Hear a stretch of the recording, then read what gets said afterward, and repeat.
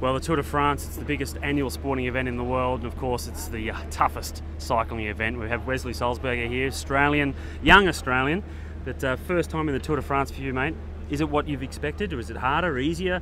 You're cruising along, or is it super tough? No, it's it's definitely super tough. I expect it to be pretty solid, but yeah, it's been really tough, and a lot of riders that haven't made it this far. So no, I'm still happy to be here and dodging along. Yep. Well, look, it's one thing to make a professional team. It's another thing to actually come into the Tour selection for that particular team. You're obviously certainly good enough.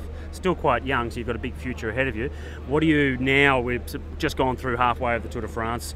Got to get through the rest of the Pyrenees and then on to Paris. What are your goals and ambitions to get out of this race now? I'd still like to try and get up the road. A couple of days.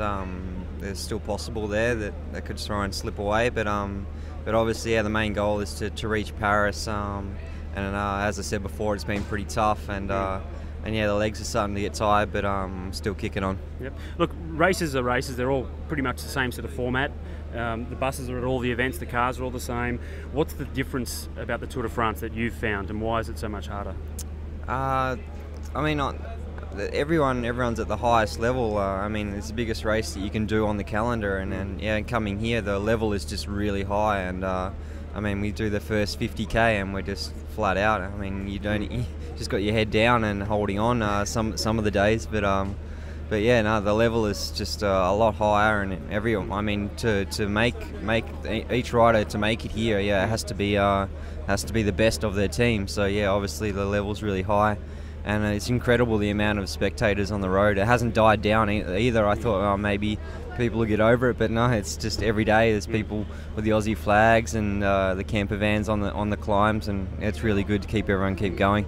The amount of Aussies, as you say, the spectators that are out there, it's almost like a rite of passage now for Australians to go to Turkey, to Gallipoli, and to come to watch the Tour de France. It's incredible, isn't it? Now, Cadel Evans obviously was the main instigator of this last sort of batch of Aussies that are coming over, but it gives you a lot of support, helps you along. Yeah, definitely. I mean, it's unreal the amount of people that don't have really any interest in cycling and just coming over and, oh, we might as well watch the Tour de France. So yeah, it's good that they're building more interest from people to come watch it, and certainly you see a lot of Aussie flags out on the road and people dressed up as koalas in fursuits. So I don't know how they went on that 35-degree, 40-degree day, but they were still cheering us on. Yep.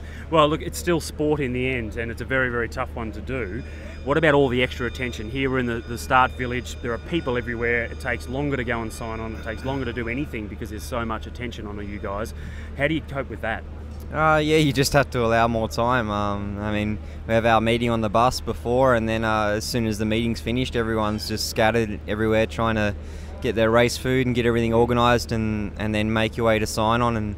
And yeah, obviously it takes a little bit longer because there's little kids and families all wanting to get an autograph of any rider here at the tour.